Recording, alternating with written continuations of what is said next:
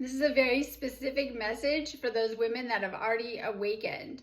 If you resonate with being a healer, a light worker, or an empath, you may notice that you're not energetically compatible with just anyone.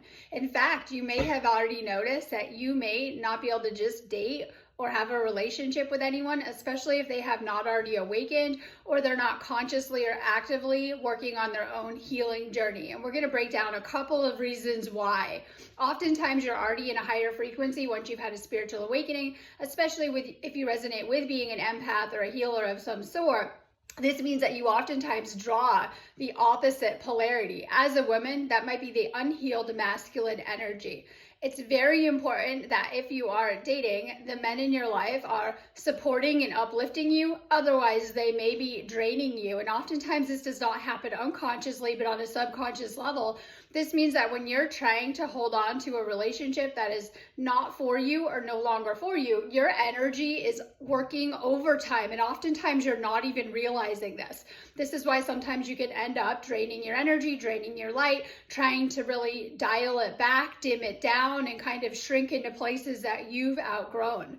When you're in the wrong connection, this actually anchors you to lower timelines and can drag you back.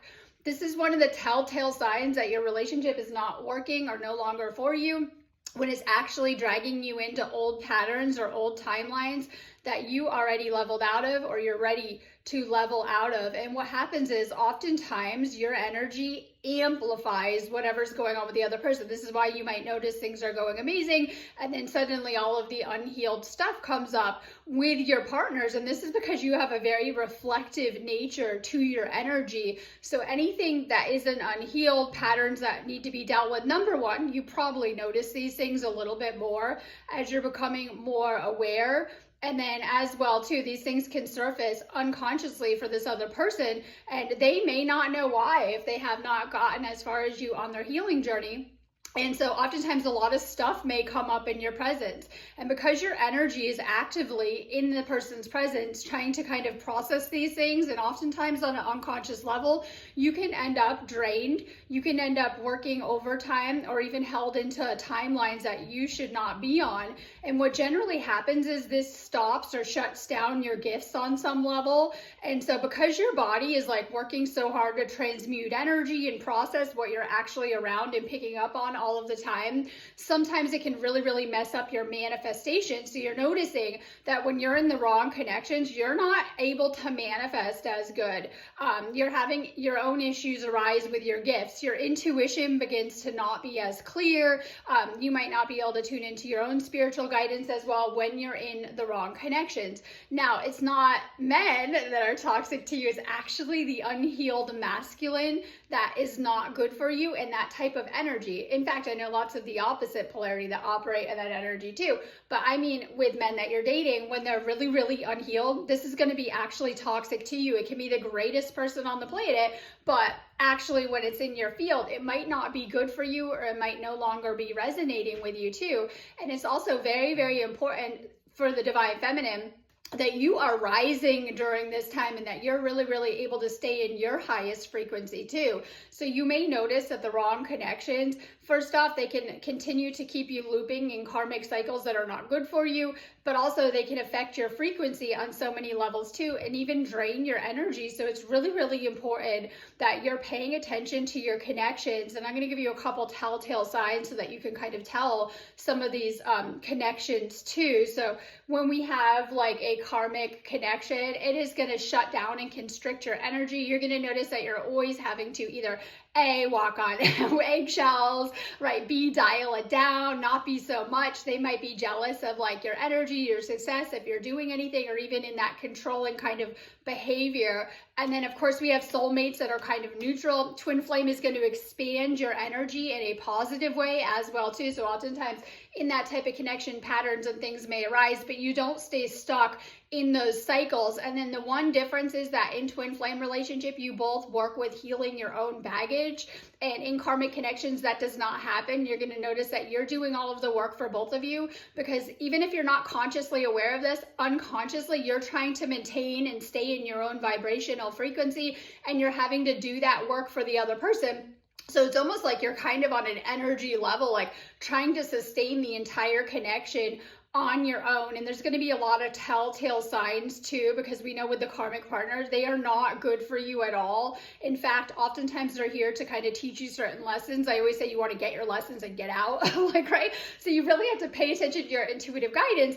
And the thing is that when you try to get into these dynamics, like if you're trying to be with someone very unhealed, what often ends up happening, not all the time, but usually they even run from you, like literally, because if they're not willing to do the work and all of this stuff is rising up, and it's nothing to do with you, it's just them seeing themselves or you seeing them for who they are and their patterns.